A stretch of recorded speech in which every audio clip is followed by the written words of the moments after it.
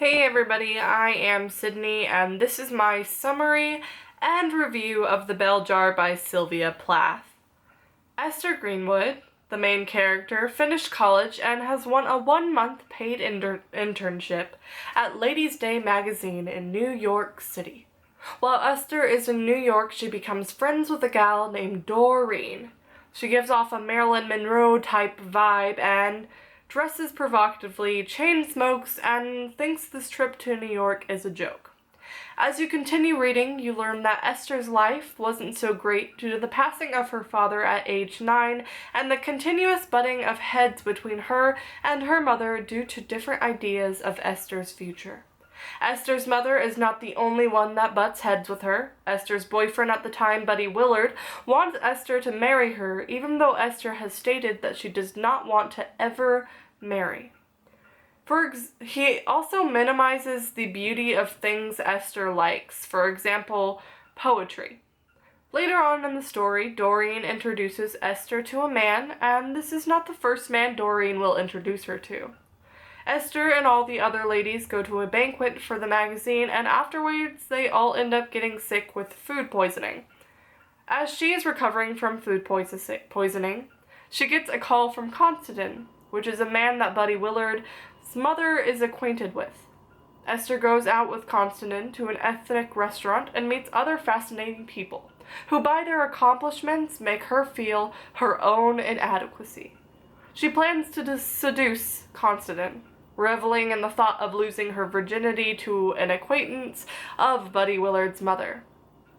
But they end up merely sleeping next to each other in his apartment. She goes on to saying that he is sweet and a gentleman.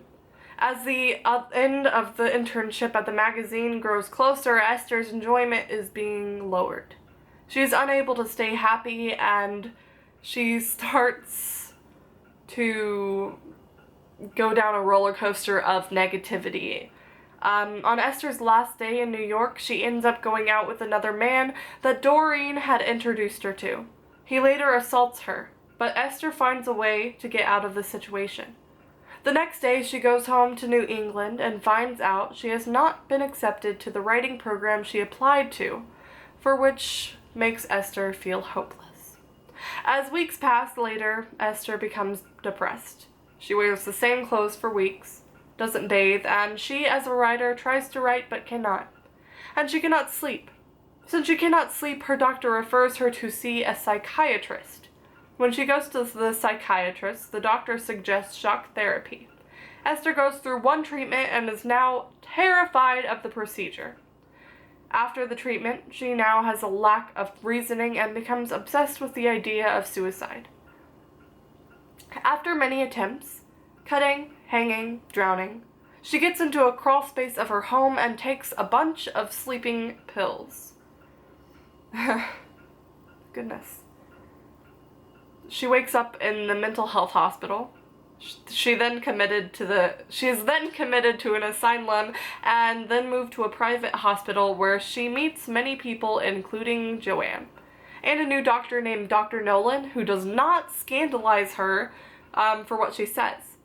Esther is now getting more electroshock therapy because her new doctor understands her fear and tries to make it as painless as possible. Later on, Esther meets a man named Erwin, in which she makes love with. She asks Erwin to take her to Joanne's new apartment, and then is taken to the emergency room because she is severely hemorrhaging. Joanne leaves the hospital and goes missing, and is later found in the woods. She hung herself. Esther leaves the emergency room and goes back to the hospital to a meeting which will determine if she is allowed to leave the mental health hospital. The Bell Jar is an amazing book, and it brings you into the life of someone struggling with mental illness.